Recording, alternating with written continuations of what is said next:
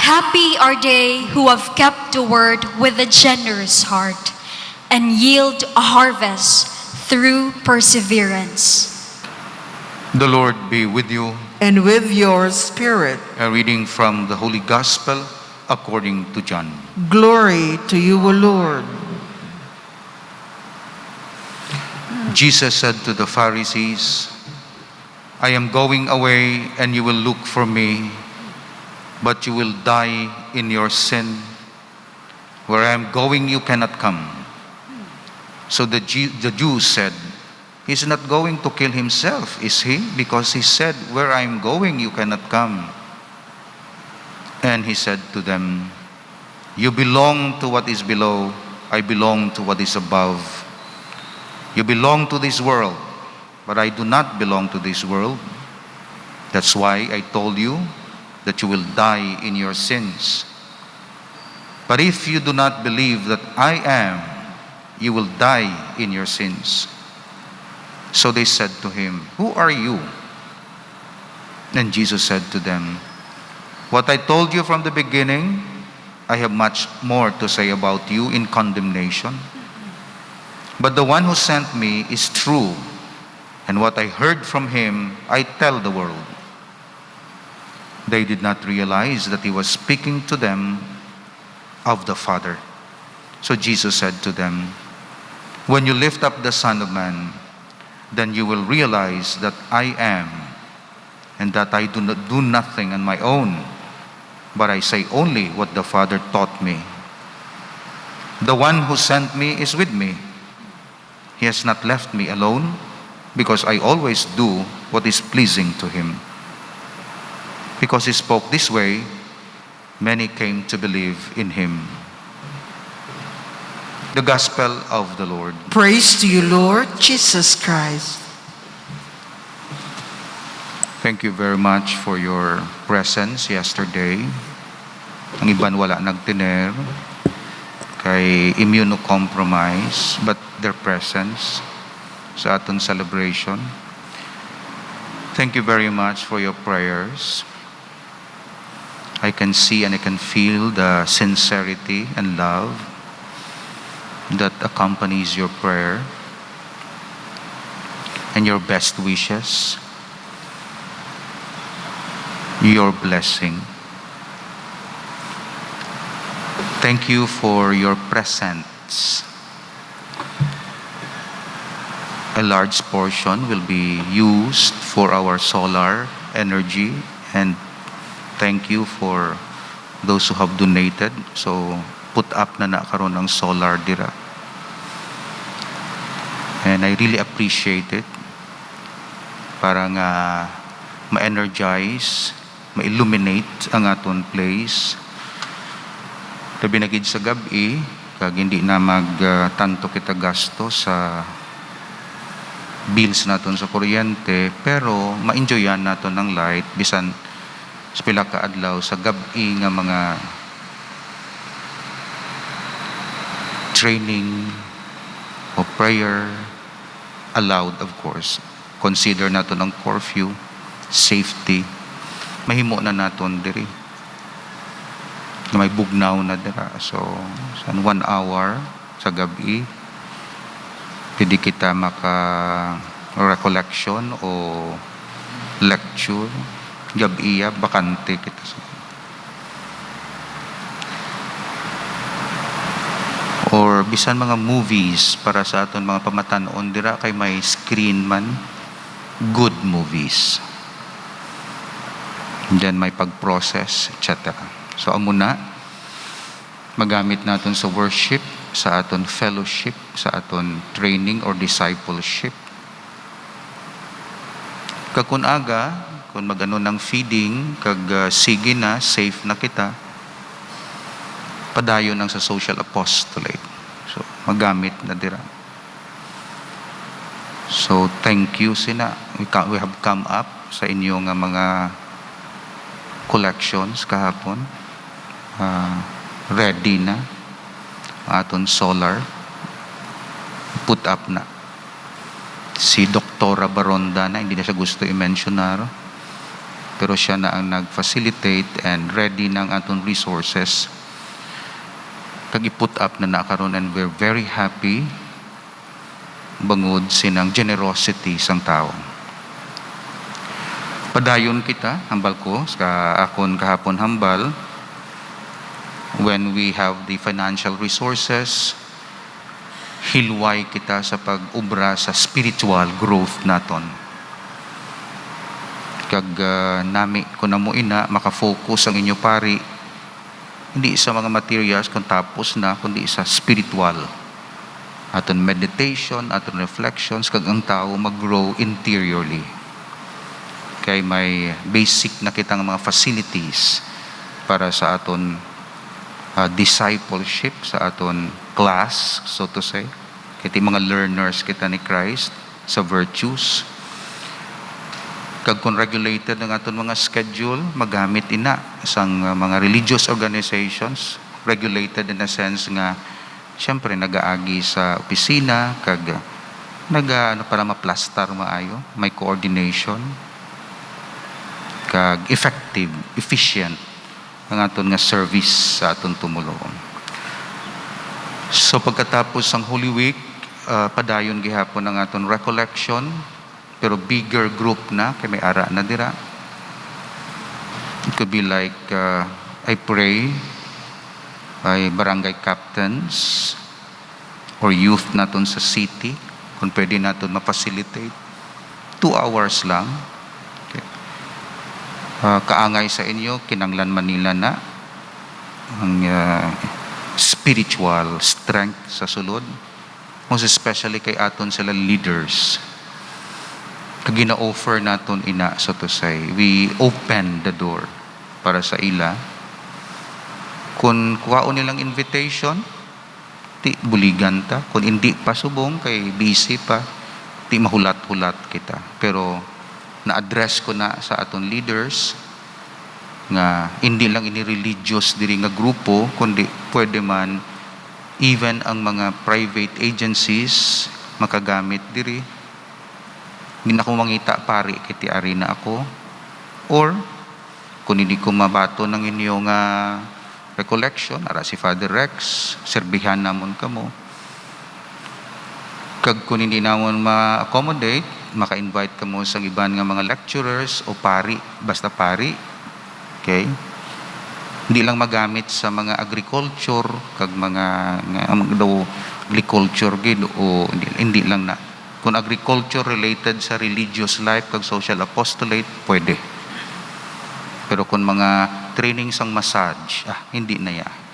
Father, magamit kami na ma-training kami manicure. Hindi manicure with prayer. O pwede pa. Di ba? Basta may related permi sa prayer. Okay? Daw ginafurusi ko na, Father, maano kami na. Kadlaw ka mo, pero anticipate na ako sina dira. Kay kung open mo na dira, bisan sino na lang da maano. So, ang aton criterion, anything could be agriculture, kay tigabulig lawas, pero always related sa spiritual purpose. Kaya ang simbahan, spiritual purpose gid na. Otherwise, hindi siya simbahan kung ang iyang mga helikuton wala sang klaro nga spiritual purpose. So, anything, basta may spiritual purpose, kag klaro nga may spiritual purpose. Sa amo ina, pwede man na gani training sa pila ka adlaw sang mag-bake sang cake para sa aton nga mga mother. Ga-offer to si Ma'am Delia, Father, pwede ko ka-train sa ila kung ano dira, tudluan ko sila kung ano dira, pisan magamit lang nila sa ila balay o sa income generating nila kung anda. May mga tao nga nagaamo ina, naga-offer sang ila expertise, meaning to say, ini pwede natin magamit sa prayer, recollection, training, kag iban, basta related sa spiritual purpose ng simbahan. So, muna ang guide naton, parang hindi kita ma-confuse sa pila ka adlaw kung sino, kag paano gamito ng aton mga facilities. Kag ako sinaunagid nga guidean para maka-refuse ako sa dapat i-refuse, kay may guide, kag maka-prioritize ako sa dapat i-prioritize, Kay may guide kita, may criteria kita. So, mo ina. Lastly, last part, second part, mambal ako parti sa pride. Kay ti, nga mabalik kita sa virtues and vices. Gina-deepen man lang naton ini. Nabutang diri nga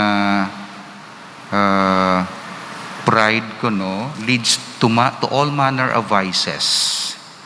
Pride is the beginning of all sin, the parent of vice. Many and evil are her progeny. Pride leads more especially to disobedience. Pride ang ginhalinan niya, pero ang iya external manifestation is disobedience. It leads also to cruelty. Pride, as in the case of Herod, or the murder of innocents. It leads to apostasy. Na-mentionar diri si Luther,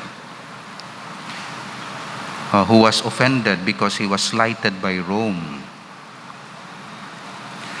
To strife, envy, ingratitude, impurity. Amo ining naka-shock sa akon. Ining linya nga sunod, siling niya di, God punishes secret pride by open sin. Butang balon ang mga bugalon, pahuyan gid sang Dios. Nakulbaan ko sini. Butang balon ang mga applicable man ni sa pari.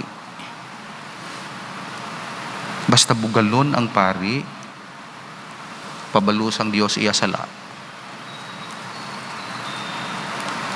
Sumpuon siya sang Dios. Kung hindi siya magbaton sang correction kag amendment. Kung sigihon niya gid.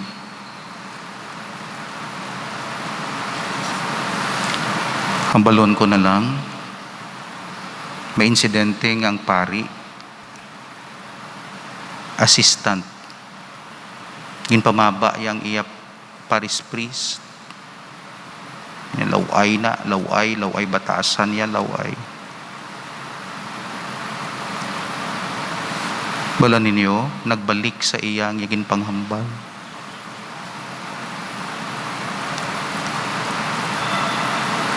Nya may amoni siya ho, may amoni. Way siya katapos ang iyang term sa parokya, natabo sa iya. Ngin panghambal niya to, na may amo na ano lang, may video lang galing na ano ako. Basta sala sang pareho ya. Namuni, may amo na ang sala sang pareho ya, natabo sa iya.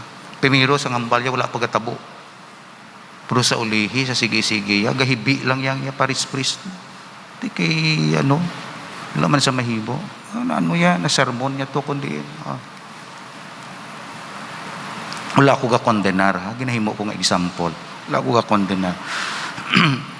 Gusto naton nga mag-ayo ang mga pari. Kung nahimo ko lang example, sa tungod na nadangtan naton ining truth nga ini. God punishes secret pride by open sin. Kululbaan. Basta bugalon ka, kaghambog ka, kaginabutangan ka na nga mangin humble ka, tapos sige-sige mo gid. Waragwag sang Dios, ginamos mo sa radyo.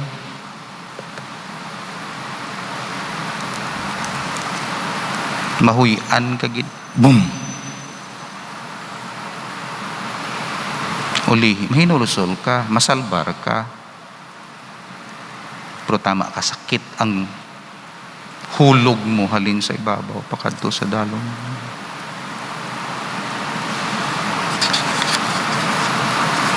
Insugpunan niya diri, He permits, si Spirago, the proud to fall into sin. He permits. Hindi na siya hindi na ma-correctionan. He permits the proud to fall into sin in order that they may be humbled and amend. He who has vanquished pride has vanquished all other vices. When Goliath fell, the Philistines took to flight. Iti leader na si Goliath, symbol sang pride. When the root is torn up, the tree withers. Iti ko ng root pride, kag makuha mo na, iban nga mga bisyo, madula. Kaya tinatapas mo ang root. Pero kung gintapas mo lang ang sanga, tapos wala root, mamalalinsing pagina. So nabutang diri. He who exalted himself shall be humbled. Luke chapter 14. The lightning strikes what is highest. A lofty tree is often struck down by the bolt. Naisumpuon ka gid sang Dios. Apply that to the proud man. Abasement and disgrace follow the footsteps of pride. Pride also leads to eternal damnation. Tamo na niyang iyang pinakapunta nga resulta. Hindi lang kahuyanan mo sa kalibutan, kundi exclusion mo sa happiness sa pihak. It was the cause of the angels being cast out of heaven and our first parents being expelled from paradise. As one scale in a balance drops as the other rises, so those who will abase in the world to come, who exalt themselves in this world. Pride destroys the value of our good works, because the proud had already received the reward. Kuha mo na ni sa kalibutan kay good works mo, tapos ginpaano mo na, baton mo na diri sa kalibutan, wala na dito. Na-enjoyan mo na diri. Wala na bilin. Paano ka to mag-enjoy sa pihak? Kaya gin-enjoyan mo na diri tungkol sa imo pagkahambog. Paiway kita sang Dios. May mga weaknesses, wickedness kita. Gina-remind kita sang Dios from time to time. Makarealize kita. Ginapukaw ya kita. Hindi na kita magulat hanuton. Basta balik lang, makasasala kita tanan. Basta hindi lang magpahambugid. Kaya kung magtigatag ipuso mo hambog, hulugon ka gid. Sooner or later, para ma-realize ka, hindi nga balusan ka, kundi nga ang kahuyanan mo, kaluwasan mo. Nga kuntani ang kaluwasan mo, kadalagan mo. Pero tungod proud ka, balis ka ron sang Dios. Nya hindi kahuyanan mo, among kaluwasan mo. Nga kung hindi ka proud, kaluwasan mo, good works mo. Kay proud ka, ang kaluwasan mo, suffering mo. That's why, pangayoon naton, humble kita. Kagtinguaw naton nga maging God-centered ang aton life. Pray nyo gid kami nga mga pari. Dako ginamon temptation sa pride. Pray niyo ang mga pari nga ara sa difficult situation. Nagatubo ang pride. Sign nga delikado siya. Kundi siya maghinulsol, malupok ang balita nga mahuyan siya. Di pagpasok ti Ginoo nga amo ini matabo sa amon. Luwasa kami, patawara kami, luwasa kami, gahinulsol kami. Di tudloi kami nga hindi mangin bugalon. Amen. Grant, we pray, O Lord, that preparing to celebrate the holy mysteries, we may bring before you as the fruit of bodily penance a joyful purity of heart through Christ our Lord. Amen.